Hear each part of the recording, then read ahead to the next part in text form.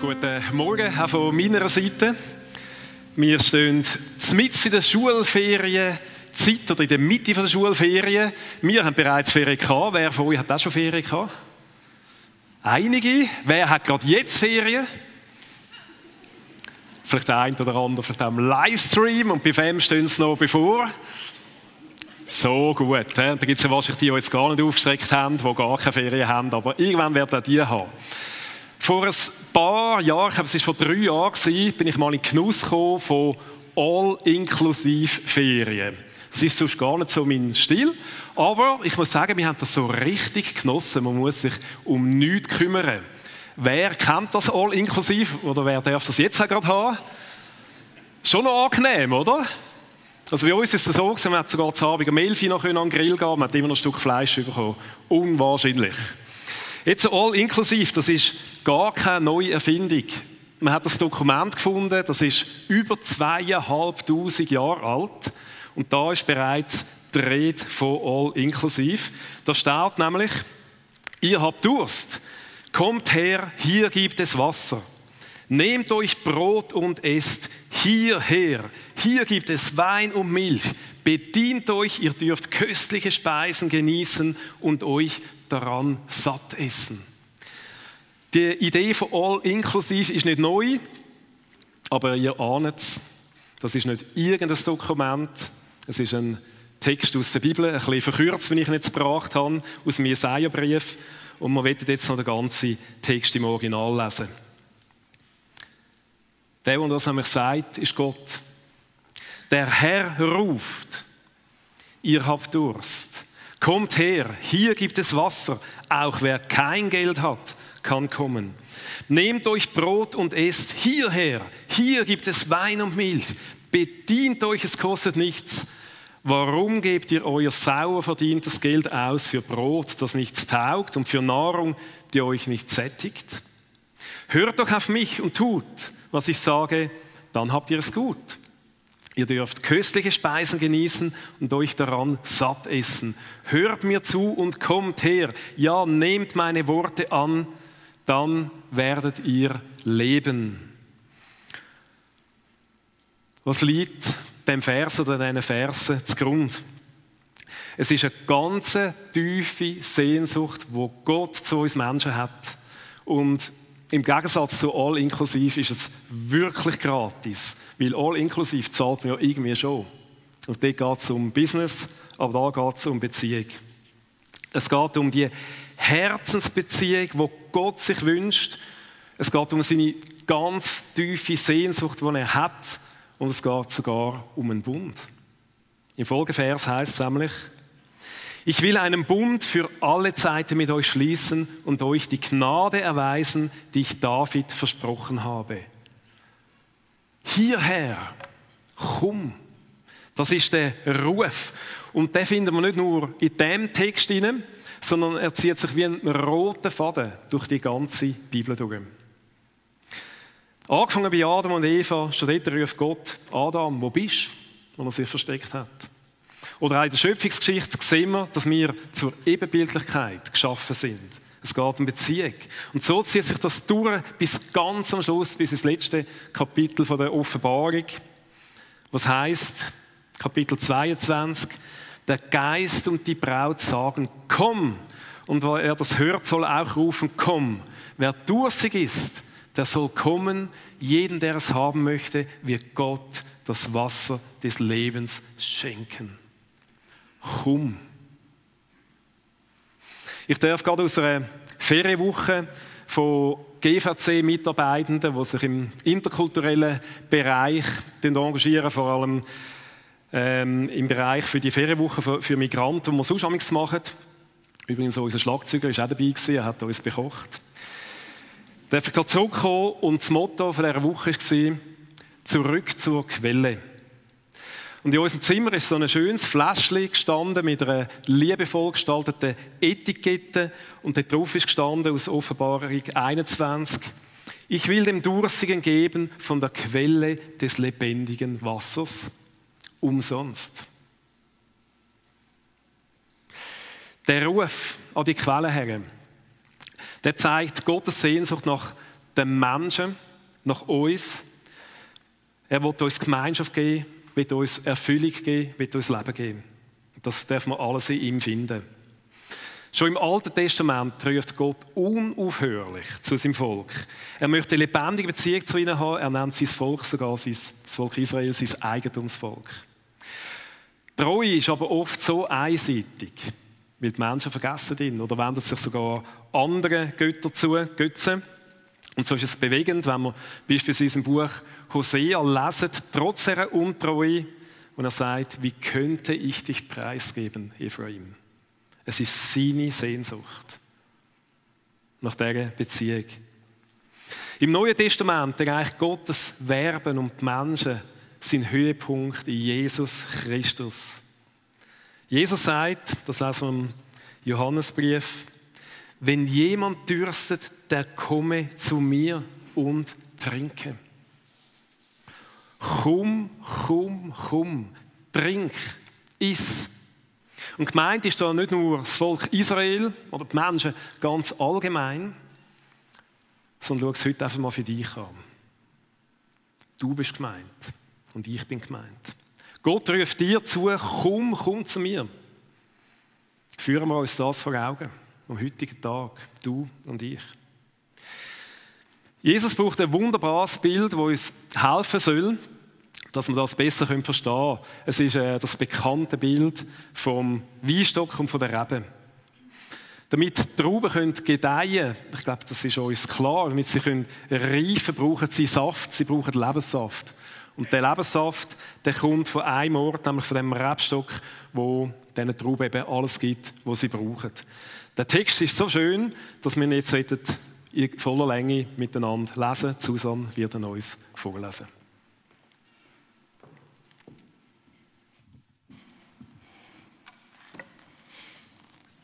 Ich bin der wahre Weinstock und mein Vater ist der Weingärtner. Alle Reben am Weinstock, die keine Trauben tragen, schneidet er ab. Aber die fruchttragenden Reben beschneidet er sorgfältig, damit sie noch mehr Frucht bringen. Ihr seid schon gute Reben, weil ihr meine Botschaft gehört habt. Bleibt fest mit mir verbunden und ich werde ebenso mit euch verbunden bleiben. Denn so wie eine Rebe nur am Weinstock Früchte tragen kann, so werdet auch ihr nur Frucht bringen, wenn ihr mit mir verbunden bleibt.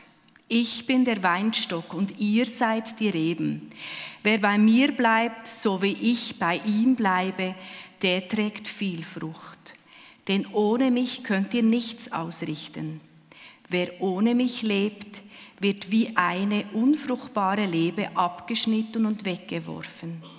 Die verdorrten Reben werden gesammelt, ins Feuer geworfen und verbrannt. Wenn ihr aber fest mit mir verbunden bleibt und euch meine Worte zu Herzen nehmt, dürft ihr von Gott erbitten, was ihr wollt, ihr werdet es erhalten. Wenn ihr viel Frucht bringt und euch so als meine Jünger erweist, wird die Herrlichkeit meines Vaters sichtbar.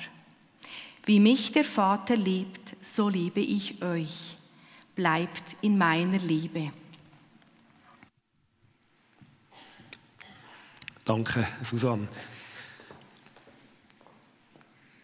Als ich das als junger Christ zuerst mal gelesen habe, bin ich zuerst mal ein bisschen verschrocken, was so heisst, dass die Trauben, die keine Frucht bringen, abgeschnitten werden. Und ich bin dann schon sehr beruhigt gewesen, wo in einem Folgevers gestanden ist, ihr seid schon gute Reben. Jesus ruft uns im Text mehrmals zu und es ist sein Herzschlag, bleib mit mir verbunden. Und wir wollen jetzt die paar Verse, wo es vor allem um das geht, miteinander auch noch genauer ein bisschen miteinander anschauen. Im Vers 4 heißt es, bleibt fest mit mir verbunden und ich werde ebenso mit euch verbunden bleiben. Was für eine Zusage ist das? Wenn wir die Verbindung suchen, heisst das, Jesus ist schon da, weil er wünscht sie sich. Ehrlich gesagt finde ich die Verbundenheit oder das Verbundenbleiben gar nicht einfach. Auch wenn ich es mir eigentlich wünsche, ist es schwierig.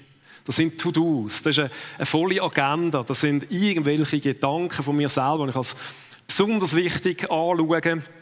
Manchmal sind es Sorgen, manchmal sind es die Lebensumstände und. Und all das lässt mich oft die Verbundenheit vergessen. Nicht, weil ich es will. Eigentlich wünsche ich sie mir schon. Es passiert einfach.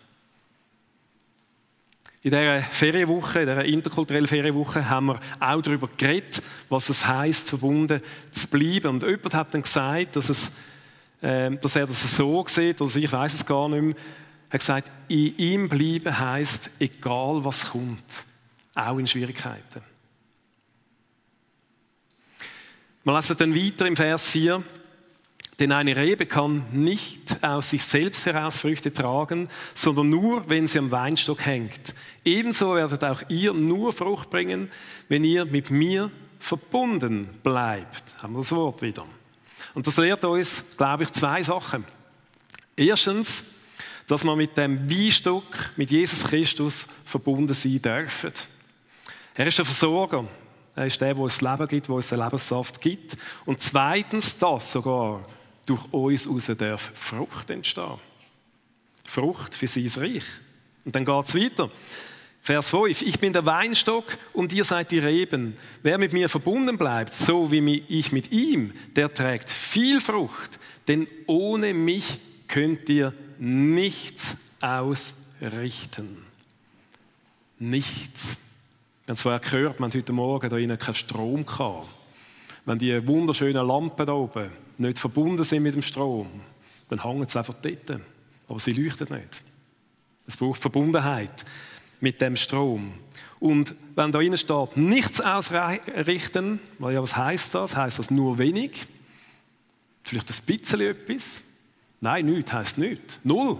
Nada. Nichts. Das sind vielleicht noch harte Worte für uns leistungsorientierte Menschen, aber ich glaube, es lohnt sich schon mal darüber nachzudenken, weil im Umkehrschluss heisst es nämlich, und so fängt ja der Vers auch an, heisst, dass wir eben aus der Verbundenheit raus sogar sehr viel Frucht können bringen. Und das darf uns auf der einen Seite demütig machen und auf der anderen Seite auch dankbar, weil uns Gott schon brauchen will. Im Gleichnis vom Sämann heisst, dass wir so 30-fache, 60-fache, 100-fache Frucht können bringen. Ich mache nochmal einen kleinen Exkurs ins Alte Testament. Und, wir haben uns auch letzte Woche mit dem Vers, mit einem bekannten Vers aus dem Jeremia, mit einem Text auseinandergesetzt. Und es geht darum, dass Gott fragt, hey, warum baut ihr eure riesige Zisterne, wo doch das Wasser verliert? Also die Zisterne, wo das Wasser irgendwann abgestanden ist, wo es vielleicht sogar ein bisschen stinkig wird und erst noch versickert. Warum macht er das, statt zu ihm an die frische Quelle zu kommen? Und bis dahin ist mir das gar nicht bewusst geworden. In diesem Bild braucht Gott auch das Bild vom Rebstock. Er sagt nämlich, er hat einen edlen Weinstock gepflanzt, der aber durch Gottes Ferne zu einem wilden Rebstock geworden ist, mit schlechten Trauben. Und auch in diesen Jeremia-Versen, dunkt es mich, da sehen wir die Einladung von Gott, von seinem Wunsch nach dieser Beziehung, nämlich zu ihm zu kommen, an die wahre Quelle. Gehen wir nochmal zur Einladung von Jesus, zu dieser Verbundenheit. Vers 7 heisst dann, wenn ihr aber fest mit mir verbunden bleibt und euch meine Worte zu Herzen nehmt, dürft ihr von Gott erbitten, was ihr wollt. Ihr werdet es erhalten. Das ist eine starke, das ist eine tiefe Verheißung. Und es geht aber nicht darum, dass alle unsere Wünsche befriedigt werden, vom Lotto-Sechser über Top-Gesundheit hin zu irgendwelchen Annehmlichkeiten. Es geht letztendlich darum, dass wir seinen Frieden bekommen. Ihr kennt den Vers aus dem Matthäus-Evangelium, wo auch eine Einladung von Jesus ist. Das heisst, kommt alle her zu mir, die ihr euch abmüht und unter eurer Last leidet. Ich werde euch Ruhe geben. Ihr müht euch doch gelegentlich ab. Ich schon. Und ihr leidet doch gelegentlich unter Lasten. Vielleicht manchmal oder sogar regelmäßig oder vielleicht sogar chronisch. Es ist manchmal eine falsche Vorstellung, wir beten, dass aller Schmerz weggeht. Schön, wenn es passiert, dann freuen wir uns. Aber es ist nicht immer so. Das Sprichwort, jeder hat sein Kreuz zu tragen, kommt dem einen oder anderen vermutlich bekannt vor. Die Verheißung da drin von Jesus ist, ich gebe dir Frieden, ich gebe dir Ruhe, ich will dich erquicken. Komm zu mir, ich gebe dir eine Perspektive, wird er uns so sagen. Ich möchte dir Perspektive geben, ich möchte dir Ruhe geben, obwohl die Last vielleicht noch da ist. Ein österreichischer katholischer Theologe sagt, und ich finde das schöne Wort, verzichte mal auf das Paradies in dieser Welt. So wirst du bereit zu sagen, Jesus, ich freue mich, dass du mit mir bist, dass du bei mir bist. Verzichte mal auf das Paradies auf dieser Erde. Und die gute Nachricht ist, er ist ja bei uns. Und das Paradies, das ist Zukunftsperspektive für uns. Jesus lädt uns mit dem Gleichnis mehrfach ein, bleib mit mir verbunden. Das ist sein Herzenswunsch. Jetzt fragen wir uns vielleicht, warum eigentlich? Und die Antwort finden wir im letzten Vers von dem Kapitel. Da steht nämlich, wie mich der Vater liebt, so liebe ich euch, bleibt in meiner Liebe. Jesus redet da von der Liebe vom Vater, von Gott zu Jesus selber, seinem Sohn. Und die Liebe, die muss gewaltig sein. Es gibt die göttliche Liebe, die Agape-Liebe. Und die können wir gar nicht fassen. Vielleicht haben wir sie punktuell schon mal ein bisschen erfahren. Sie ist gewaltig. Und so sagt Jesus uns, dass so wie der Vater ihn liebt, so er dich und mich liebt, er uns liebt. Was löst das aus in uns? Haben wir uns auf daran gewöhnt? Denken wir mal darüber nach. Ich habe vor 2-3 Monaten ein spannendes Gespräch mit einem Mann geführt. Er ist seit vielen Jahren Christ und er hat mir erzählt, dass er viel darüber sinniere und sich frage, ob Jesus ihn wirklich liebe. Er macht sich viel Gedanken darüber, er macht sich sogar Sorgen darüber. Er sagt von seinem Verstand her und von seinem christlichen Verständnis, klar, man weiß es ja. Und trotzdem ist er unsicher. Ich habe ihn dann gefragt, wer ihm dann die Frage überhaupt könnte beantworten. Er hat gesagt, ja, Jesus. Ich habe gefragt, ja, hast du ihn schon mal gefragt? Sagt er, nein. Er hat darüber nachgedacht, ohne konkret zu fragen. Jesus lädt uns ein in die Verbindung hinein. Wir dürfen mit ihm reden. Wir dürfen ihm sagen, was uns beschäftigt. Eben, kommt alle, die mühselig und beladen seid. Wir dürfen ihm auch sagen, was uns freut. Und wir dürfen ihm auch Fragen stellen. Es ist eine Beziehung. Gebet darf mehr sein als ein einseitiger Monolog, wo wir einfach reden, wo wir dann mit Amen abschließen. Gebet darf ein Dialog sein oder auch einfach mal ein Sein von Gott. Herr, da bin ich. Dann einfach mal warten. Mal schauen, was passiert. Ich habe dann dem Mann den Vorschlag gemacht, dass ich, wenn er einverstanden sei, ein paar Minuten verschwinde und er ja Jesus mal fragen. Und er hat sofort darauf eingewilligt. Und in Zuckerwil hat er berichtet von einem sehr schönen Erlebnis und von einer guten Zeit, die er hatte. Er hat gesagt, er hat sich plötzlich total erleichtert gefühlt. Die Last ist plötzlich weg gewesen. Und die Erleichterung, die hat man ihm wirklich angesehen und Freude auch. Das war schön gewesen. Vergangene Woche haben wir uns gefragt, wie wir in dieser Beziehung oder eben in diesem Verbundensein können wachsen können. Wie gesagt, persönlich, ich finde das schwierig, in dieser können zu bleiben. Wir haben ein paar Sachen zusammengetragen und vielleicht dienen die als Inspiration. Eine Frau hat gesagt, für sie sei es so, einfach viel Zeit mit Jesus zu bringen. Und sie hatte die beste Zeit gehabt, wo sie mal viel Zeit hatte oder sich Zeit genommen hat. Und das hat eben auch noch gerade viel Frucht gebracht. Zeit nehmen. Und wenn ich selber darüber nachdenke, ich kenne das schon auch. Zeit, wo ich mir Zeit nehme und eben andere auch nicht. Wie oft steht da das volle Leben im Weg? Und umgekehrt, wenn man sich eben gerade Zeit nimmt, dann hat das schon eine Wirkung. So eine volle Agenda ist nicht das Phänomen der Neuzeit. Das hat schon der Reformator, der Martin Luther, gewusst und gesagt. Er hat gesagt, ich habe heute viel zu tun, also muss ich heute viel beten. Vielleicht ist unsere Logik manchmal eine andere, dass man sagt, ich habe heute viel zu tun, darum habe ich wenig Zeit zum Beten. Aber wir spüren schon, wo der Schlüssel wäre. Jemand anderes aus unserer Gruppe hat dann gesagt, und das finde ich auch ganz schön, für ihn oder sie, ich weiß es gar nicht mehr, gesagt, beten sage ich auch, einfach warten. Warten mit Hoffnung. Ich finde das ein schönes Bild. Warten mit Hoffnung, vor ihm zu sein. Wie gesagt, beten ist eben kein Monolog, es ist Beziehung und das darf durchaus auch einfach mal «sie» bedeuten. Wir sind in einem Jahresthema rein. Unterwegs, Hashtag «sein», einfach mal «sein», warten mit Hoffnung vor Gott. Jemand hat dann noch gesagt, dass es ihm hilft, dass er sich, wenn er sich mit einem Freund trifft, einem guten Freund, wo er über alles redet im Leben, dann denken sie sich einmal fragen, wie hast du eigentlich mit Jesus?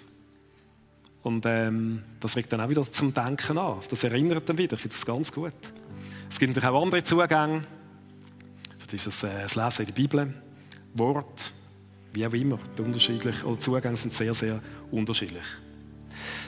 Der Ruf und der Herzenswunsch von Gott ist, komm zu mir an die Quelle. Und nicht an irgendeine Quelle, die sich auch noch gerade so anbietet.